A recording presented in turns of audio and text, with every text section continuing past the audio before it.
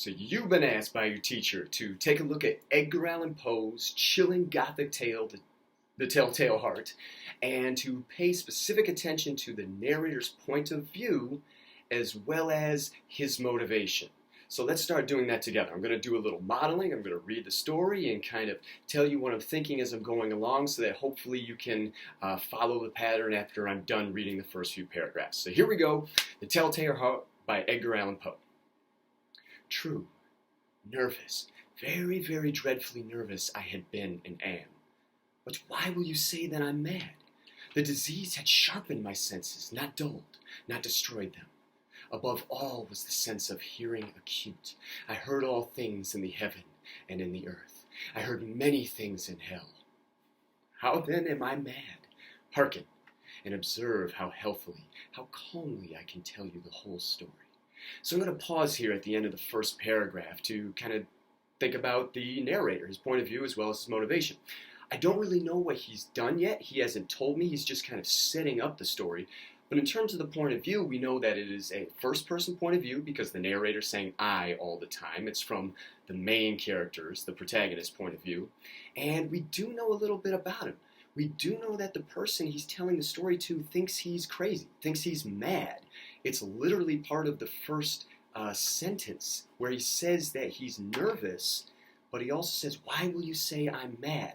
So we get that this is a person who may not be all that reliable. We may not be able to believe everything he says because the person listening to his story thinks he's crazy, thinks he's mad. We also have other details about how he's hearing things in heaven, in the earth, as well as he's hearing things in hell. So again, this is not a, quote, normal thing to do, thing to hear. So at this point, we kind of think that this person's point of view isn't all that reliable. Let's keep going and see what else we can learn. It's impossible to say how first the idea entered my brain, but once conceived, it haunted me day and night.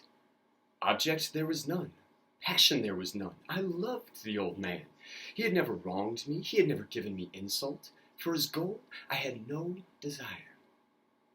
I think it was his eye. Yes, it was this. One of his eyes resembled that of a vulture, a pale blue eye with a film over it. Whenever it fell upon me, my blood ran cold. And so, by degrees, very gradually, I made up my mind to take the life of the old man and thus rid myself of the eye forever. So I'm going to pause at the end of the second paragraph here. Okay, so this is what the story is going to be about. We have this narrator that we think is a little crazy. Even the narrator says, the person listening to me thinks that I'm crazy, thinks that I'm mad. And apparently it's a story about him taking the life of this old man.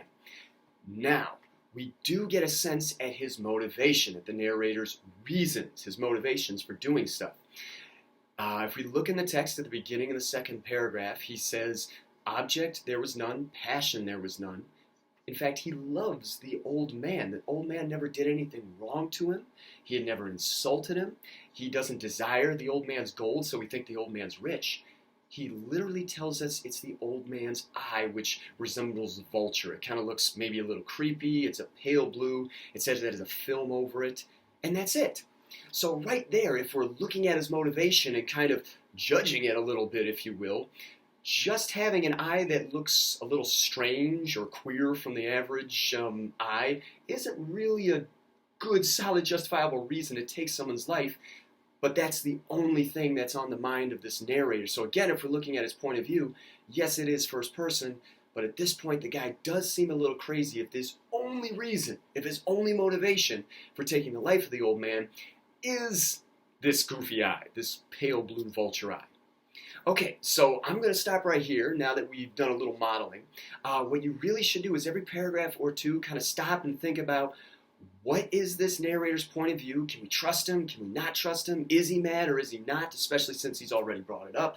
And you should also be thinking about his motivations, the reasons for the actions he takes and what he says or what he does. So think about those things as you read the story. After you're done, make sure that you kind of do the multiple choice questions. And tomorrow we'll look at that. We'll post a few discussion questions. Happy reading. Stay safe.